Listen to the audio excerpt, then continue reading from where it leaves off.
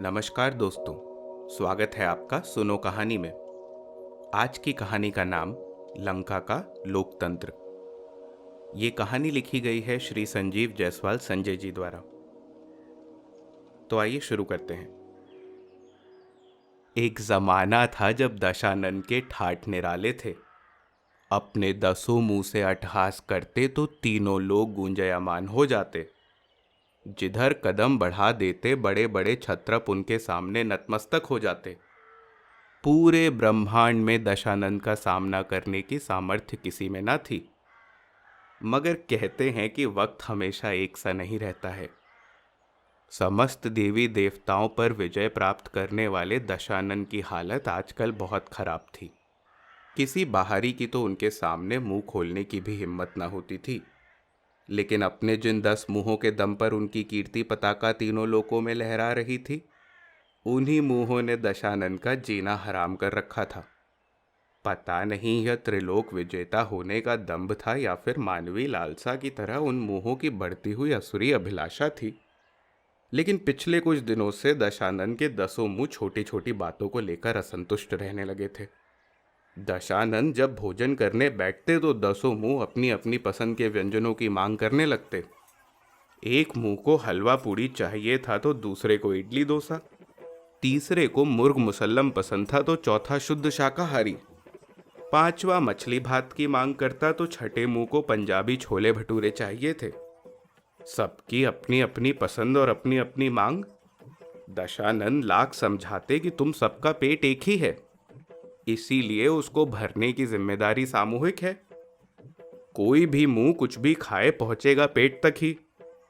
सभी मुंह दशानन की बात समझते लेकिन उनकी सुनता कोई ना था। दशानन एक की पसंद का ख्याल रखते तो दूसरा रूठ जाता, तीसरे की बात मानते तो चौथा विद्रोह पर उतारू हो जाता। इससे बड़ी अव्यवस्था फैल रही थी। दरबार में किसी गंभीर विषय पर चर्चा हो रही हो तो 2-4 असंतुष्ट मुंह अचानक ठहाके लगाने लगते। कोई अच्छी खबर होती तो 1-2 मुंह आंसू बहाकर माहौल गमगीन कर देते। कुछ मुंह लंका में विदेशी पूंजी निवेश का समर्थन करते तो बाकी मुर्दाबाद पर उतारू हो जाते।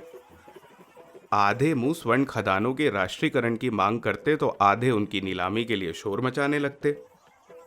दशानन की हालत साझा सरकार से भी बदतर हो गई थी। बेबसी से अपने मुंहों का उपद्रव देखते रहते लेकिन चाह कर भी किसी को ना तो नियंत्रित कर पाते और ना ही दंडित। परेशान दशानन ने खूब सोचा विचारा, मंत्रिमंडल के साथ गंभीर चर्चाएं की, विशेषज्ञों से भी राय ली, परंतु समस्या का कोई समाधान नहीं निकला।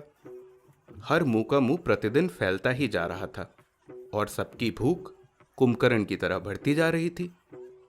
कुंभकर्ण, भ्राता की याद आते ही दशानन को अंधेरे में आशा की किरण दिखाई पड़ी। बचपन में उस महाबली ने कई बार दशानन को संकट से उबारा था। वे उसी क्षण भागे भागे कुंभकर्ण के पास पहुंचे। ब्रह्मा जी के आशीर्वाद से वह गहरी निंद्रा में लीन था। दशानंद अपने भाई की उपयोगिता, आवश्यकता और आवश्यकता की महत्वता को समझते थे।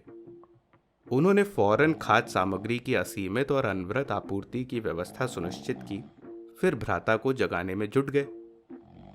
कार्य कठिन था किंतु दशानंद के लिए असंभव ना था।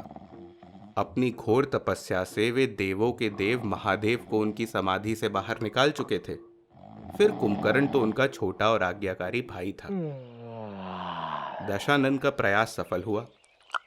कुंभकर्ण नींद से जागा मगर वह बहुत समझदार था। जब तक जागता सिर्फ खाता, पूर्ण तल्लीनता और तन्मयता के साथ खाता और फिर सो जाता। खाने के अलावा उसे और कुछ ना आता था और ना वह जानना चाहता था। खाने के मामले में वह पूर्ण समाजवादी, सच्चा लोकतांत्रिक होने के साथ साथ खालिस धर्मनिरपेक्ष भी था। इसीलिए वह बिना किसी भेदभाव के खाता, सब कुछ खाता, जो कुछ भी उपलब्ध होता उसे खाता। उसने खूब खाया, जो कुछ सामने था उसे खाया, फिर डकार लेते हुए बोला, भ्राता श्री, आप कुछ विचलित दिखाई पड़ रहे हैं। जिस दुष्ट के कारण आपके मस्तक पर चिंता की रेखाएं दिखाई पड़ रही हैं, आप उसका नाम बताइए, मैं अभी उसका मुंह चीर कर रख देता हूं। भाई, तुम उन मुंहों को हाथ भी नहीं लगा सकते, दशानन ने गंभीर स्वर में कहा। फिर अपनी समस्या बताने लगे। कुंभकर्ण महापराक्रमी था। पराजित होना उसने सीखा ही ना था। खाने में उसे महारत हासिल थी, अतः उसने इस कला से ही समस्या का समाधान ढूंढ लिया और चुटकी बजाते हुए बोला, भ्राताश्री, मुंह की उपयोगिता, उपादेयता और सार्थकता सिर्फ खाने के लिए है। इसलिए जो मुंह ज्यादा 3-5 करे उसे खाना देना बंद कर दीजिए। 4 दिनों में उनकी अकल ठिकाने आ जाएगी। लेकिन अगर वे विद्रोह पर उतारू हो गए तो? दशानन ने शंका प्रकट की। 10 में से 6 मुंह आपके समर्थन में होने चाहिए। उसके बाद कोई आपका बाल बाका भी नहीं कर सकता। कुंभकर्ण ने ठहाका लगाया। फिर दशानन के करीब आ उनके कान में फुसफुसाते हुए बोला, महाराज, हाथ तो आपके ही हैं, इसीलिए जिसको आप चाहेंगे उसी के मुंह तक खाना पहुंचेगा और बाकियों को भूखा रहना पड़ेगा। इसीलिए जब एक मुंह को माल खिलाइए तो दूसरे को भूखा रखिए। जब तीसरे को माल खिलाइए तो चौथे को ललचवाइए। माल सबको चाहिए, इसीलिए जिसको माल खिला रहे हैं वह तो आपका समर्थन करेगा ही, और जिसे खाने को नहीं मिल रहा वह माल पाने की अभिलाषा में आपकी जय जयकार करेगा। देखिएगा, बिन मांगे सबका समर्थन आपको मिलेगा और आप पहले से भी अधिक शक्तिशाली होकर उभरेंगे। बात छोटी सी लेकिन अत्यंत महत्वपूर्ण थी। फौरन दशानन की समझ में आ गई।